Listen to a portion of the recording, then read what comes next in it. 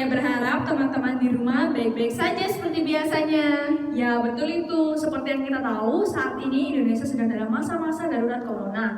Makin hari makin banyak jiwa-jiwa yang terinfeksi dengan virus tersebut. Mungkin saat ini dari teman-teman banyak yang merasa khawatir, gelisah, takut, cemas, bahkan mungkin bosan ya karena harus di rumah terus. Namun saya berharap semoga teman-teman tetap bersabar dan mengikuti instruksi dari pemerintah. Selalu ingat untuk mencuci tangan sebelum dan sesudah melakukan sesuatu dan selalu menggunakan masker saat hendak bepergian. Meskipun keadaannya benar-benar genting, namun hal ini tidak boleh menjadi alasan bagi teman-teman untuk bermalas-malasan membangun relasi dengan Tuhan.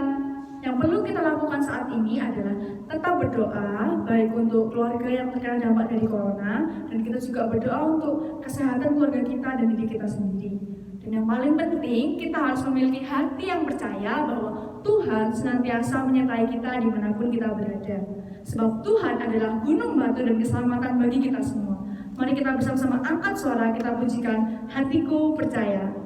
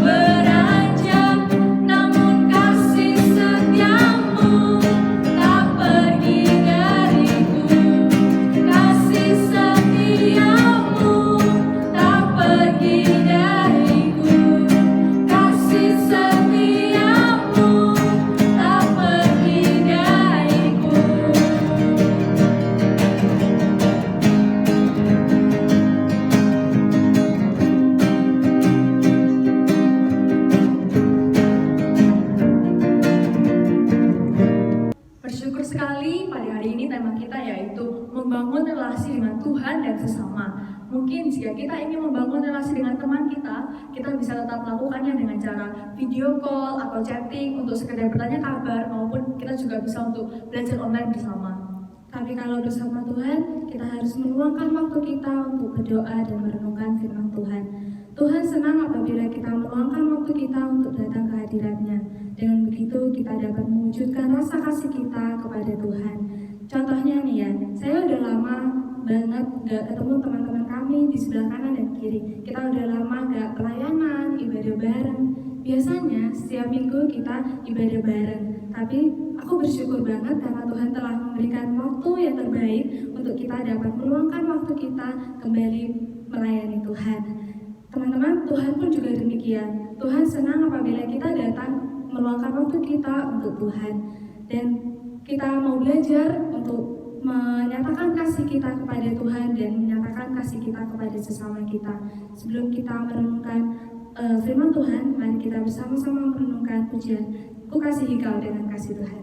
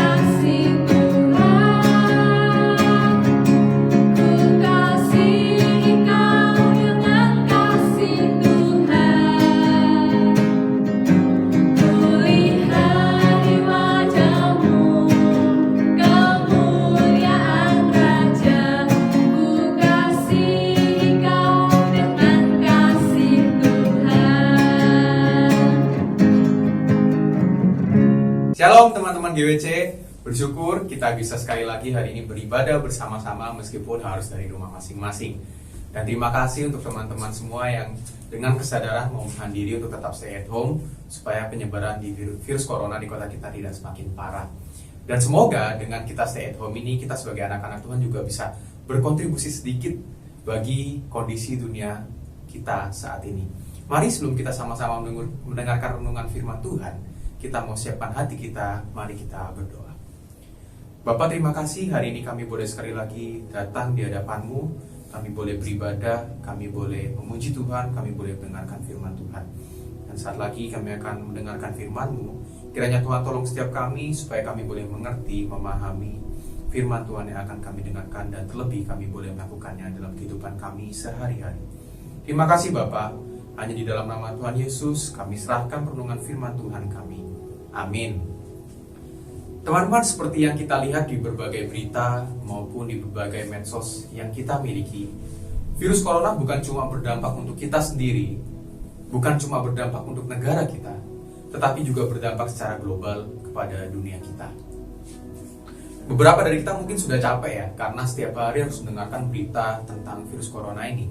Sewaktu kita baca berita di TV, sewaktu kita scrolling Instagram, waktu kita buka YouTube kita, selalu kita melihat ada berita tentang virus corona ini. Dan banyak sekali orang yang terkena dampak dari virus ini, bukan hanya dampak pada kesehatan fisik saja, tapi juga kesehatan mental dan juga dari segi perekonomian mereka. Ada orang-orang yang merasa ketakutan, ada yang panik, ada yang merasa hopeless dan merasa mereka nggak punya harapan lagi karena seakan-akan karena virus corona ini banyak hal dari apa yang mereka miliki itu serasa langsung direnggut itu. Ada juga yang berusaha terus menjalani hidup, mereka berusaha tetap bekerja, berusaha mencari kesibukan supaya mereka bisa menjalani kehidupan mereka secara normal seperti sedia kala. Tapi juga ada orang-orang yang cuek, mereka nggak peduli lagi dengan apa yang terjadi sekarang dan mereka hidup seenak mereka sendiri. Kalau teman-teman ingat berapa waktu yang lalu ada video viral ya, demi followernya banyak, demi populer dia sampai mau ngasih sumbangan berupa sampah. Ada juga orang-orang yang seenak sendiri seperti itu. Nah, kalau teman-teman GWC di rumah, kalian termasuk kategori yang mana nih? Teman-teman, sebagai anak-anak Tuhan, sebagai orang yang sudah ditebus dan memiliki pengharapan di dalam Kristus, kira-kira bagaimanakah seharusnya respon kita di tengah kondisi dunia saat ini yang sedang panik, yang sedang ketakutan karena pandemi ini?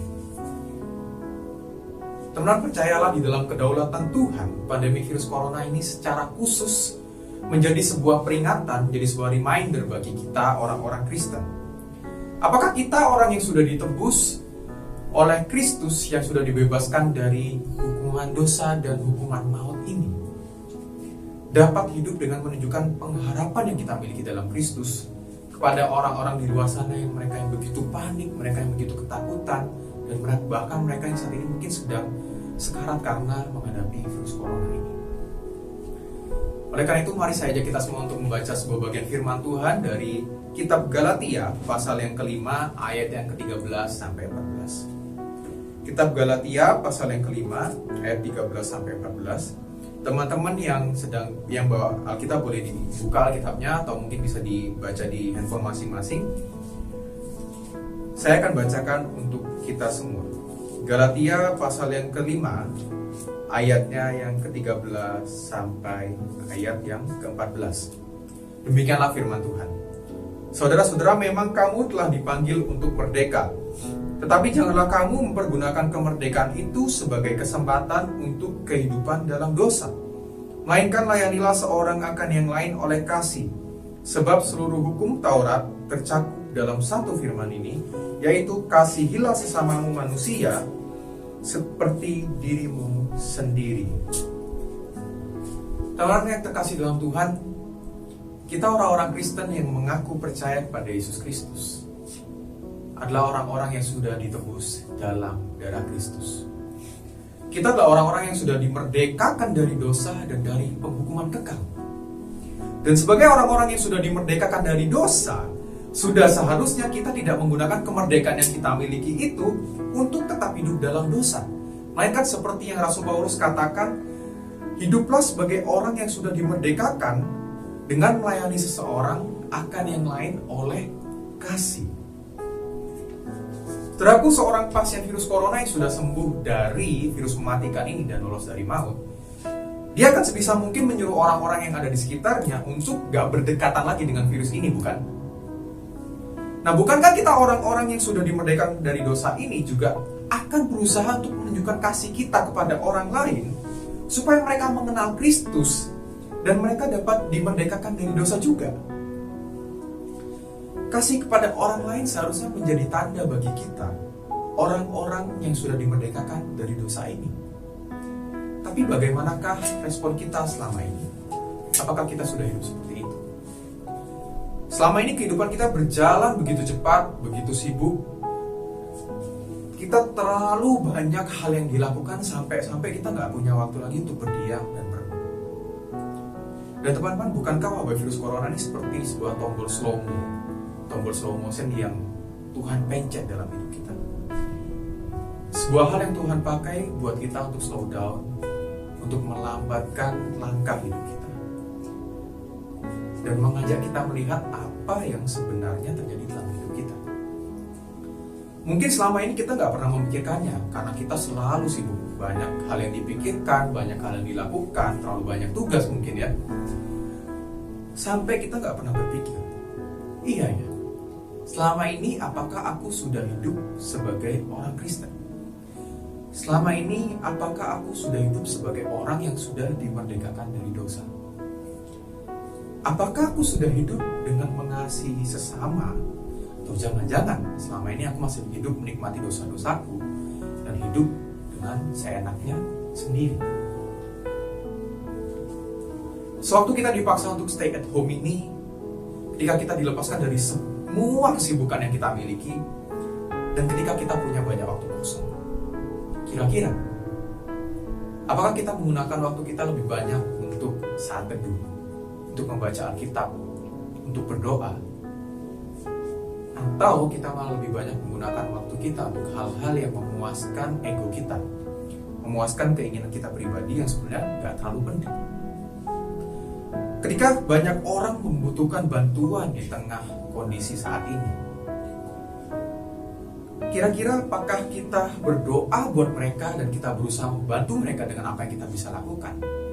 Atau kita cuma bisa diam di rumah dan cuma meratapi apa yang mereka sedang hadapi? Dan ketika kita tahu bahwa banyak orang di luar sana bukan cuma beresiko mereka binasa secara fisik, tapi mereka juga beresiko binasa di dalam kehidupan yang kekal karena mereka gak mengenal Kristus. Apa yang kita lakukan? Apakah kita cuma berdiam dan meratapi mereka? Atau kita mau berusaha segiat mungkin dengan apa yang kita bisa lakukan dan berusaha supaya mereka mengenal Kristus, supaya mereka juga beroleh kemerdekaan dari dosa itu? dan mereka dapat selamat dari penghukuman yang kekal. Teman-teman, realitanya menunjukkan kasih kepada sesama kita memang gak semudah membalikan telapak tangan. Saya dan teman-teman di rumah pasti sering gagal. Kita masih sering jatuh dalam dosa. Kita masih sering hidup seenaknya sendiri. Oleh karena itu, dalam perintah Tuhan yang terutama dalam Matius pasal 22 ayat 33 sampai 34, saya akan bacakan untuk kita semua. Tuhan Yesus berkata demikian. Ketika ada seorang Farisi bertanya kepadanya, "Guru, kemanakah yang terutama dalam hukum Taurat?" Yesus menjawab demikian. "Kasihilah Tuhan Allahmu dengan segenap hatimu dan dengan segenap jiwamu dan dengan segenap akal budimu. Dan hukum yang kedua yang sama dengan itu ialah kasihilah sesamamu manusia seperti dirimu sendiri." Teman-teman, dalam hukum, dalam perintah terutama yang Tuhan Yesus katakan ini, perintah ini dimulai dengan kasihilah Tuhan Allahmu dan diakhiri dengan kasihilah sesamamu manusia. Kenyataannya kita hanya bisa mengasihi sesama kita manusia kalau kita sudah terlebih dahulu mengasihi Allah. Sebab mengasihi orang lain itu adalah hasil dari mengasihi Allah. Kasih yang tulus kepada orang lain dimulai dengan iman kita kepada Allah. Sekarang pertanyaannya bagi kita adalah, apakah benar kita sudah mengasihi Allah dengan segenap hidup kita? Apakah benar kita sudah beriman dan mempercayakan hidup kita kepada Kristus? Dan teman-teman, kalau kita masih belum bisa menemukan jawabannya, marilah kita memandang kepada salib Kristus yang indah itu. Sebab salib Kristus adalah satu-satunya alasan bagi kita manusia berdosa ini untuk dapat mengasihi Allah dan mengasihi manusia. Kita akan mampu mengasihi Allah dan mengasihi sesama kita manusia kalau kita sudah benar-benar memahami dan merasakan sendiri kasih Kristus lewat pengorbanannya di atas kayu salib. Dan teman-teman, di tengah wabah virus corona ini, mintalah kepada Tuhan agar engkau dan juga saya boleh kembali merasakan kasih-Nya yang begitu besar dan begitu dalam itu bagi kita.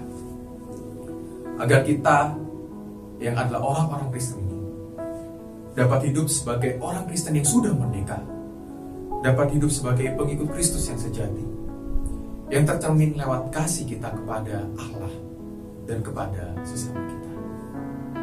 Amin. Mari kita sama-sama berdoa. Bapa, terima kasih untuk firman-Mu pada hari ini. Kami bersyukur kami boleh diingatkan sekali lagi akan bagaimana seharusnya sikap kami di tengah pandemi virus corona ini. Kami yang adalah orang-orang yang sudah dimerdekakan dari dosa, orang-orang yang sudah merasakan kasih-Mu, seharusnya kami juga menunjukkan kasih itu kepada orang lain. Tapi maafkanlah kami juga, Bapa, kalau kami masih belum bisa mengasihi Engkau dan mengasihi sesama kami seperti Engkau telah mengasihi kami dengan begitu dalam. Oleh karena itu, ajarlah kami supaya kami boleh merasakan kasih-Mu yang begitu besar itu, supaya kelak kami boleh mengasihi Engkau dan mengasihi sesama kami sama seperti Engkau yang begitu mengasihi kami manusia yang berdosa ini. Terima kasih Bapa. Hanya di dalam nama Tuhan Yesus kami sudah berdoa. Amin.